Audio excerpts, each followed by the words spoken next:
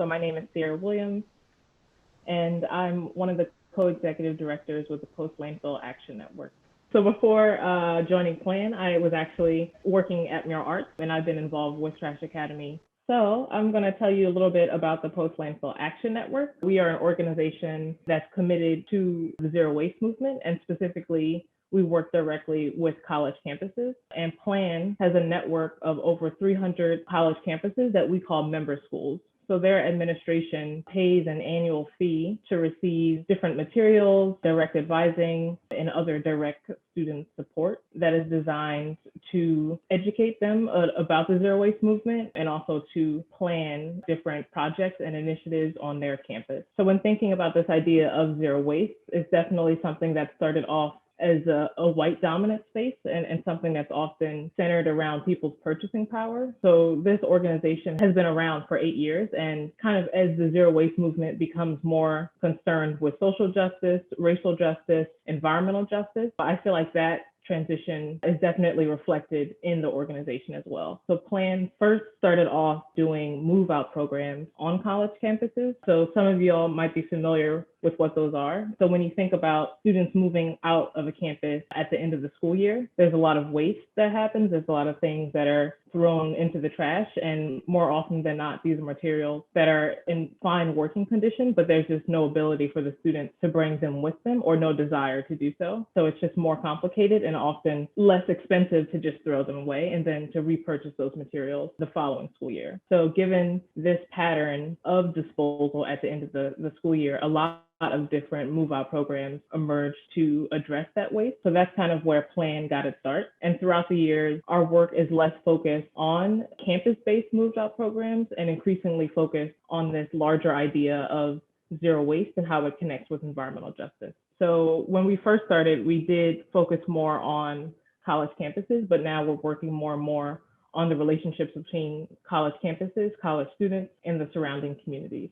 So I feel like that relates to 3 of the projects that I'm going to highlight right here. The first project is Stop, students taking on oil and petrochemicals. That's led by one of my colleagues, Young, who is actually from the Appalachian area, which is the site of petrochemical expansion. So they're actually organizing and working with college students in close proximity to petrochemical industry, and plastic is a petrochemical. I feel like that's a connection that's often missed. So when we think about what does it look like to stop petrochemicals, it can happen at different layers. So at the individual level of reducing the usage of plastic on campuses, but also this program we call Stop is also really intentional about connecting students to grassroots organizers and organizations in those surrounding areas. So when we think about this student-led zero waste movement, it's not just the students that's in our network. We do have a network of grassroots organizations, individual organizers, and also artists. So I also chose these images because I at least find them pretty appealing. And one of the first full-time hires that Plan had was actually a graphic designer. So art is like a really big part of how we get the message out, how we create graphics and other things that are eye-catching and that make people want to be a part of the Plan network. The second project is Atlas. So when we think about zero waste, I would say this idea of diversion is like kind of a dominant metric within the zero waste space. So zero waste is measured by how much material is being diverted from the landfill or incineration, either through composting, either through recycling or other efforts.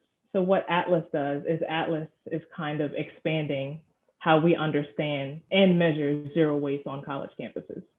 So it's not just about diversion, but it's also thinking about campus infrastructure and buy-in to sustainability programs. And Atlas is a 3-stage program designed to kind of assess the state of zero waste on a campus with campus stakeholders to develop a zero waste plan and then ultimately implement that plan in stage 3.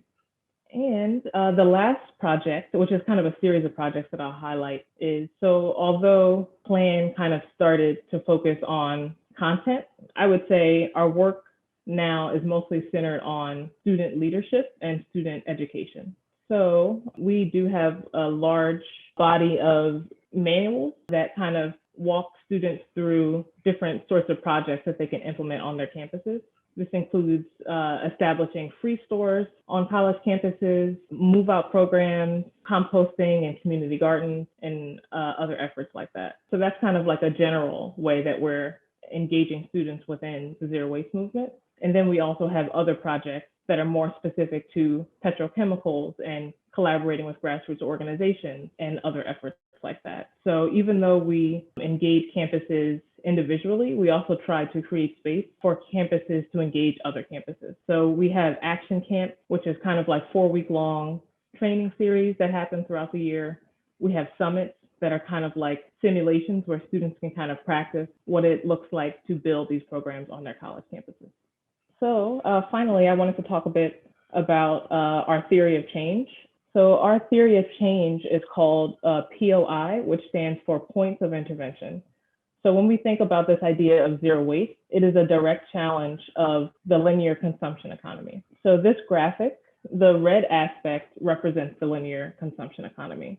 So when we think about how goods are produced, it starts at the point of extraction, production, and consumption, and then ultimately to disposal. So through each of our engagements with students and each of our materials that we provide to people, we think about what the point of intervention is.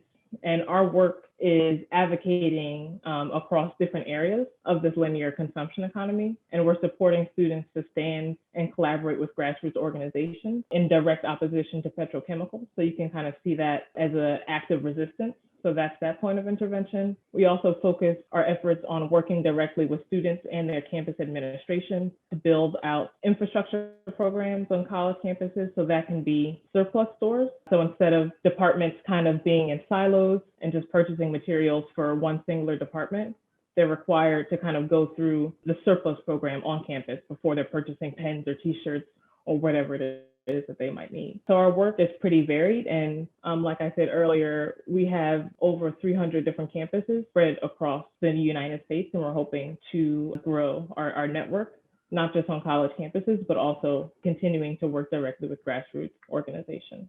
And I guess one thing I'll say too, to wrap it up, is just to talk a bit about the challenges. At least when I think about environmental justice, I think it's important to think about who's making the decisions and who is actively involved at the table. So when we think about an organization that works directly with college campuses, that's kind of a contradiction. So that's why we're pretty intentional about making sure that college students are not, and campuses are not working in isolation, but they're considering how their campus community is very much interconnected with the surrounding area and also going far beyond that. So situating this waste stream in the global context. So it's not just the United States, it's not just the campuses, but it's thinking about how all these different areas impact each other and finding points of collaboration within that.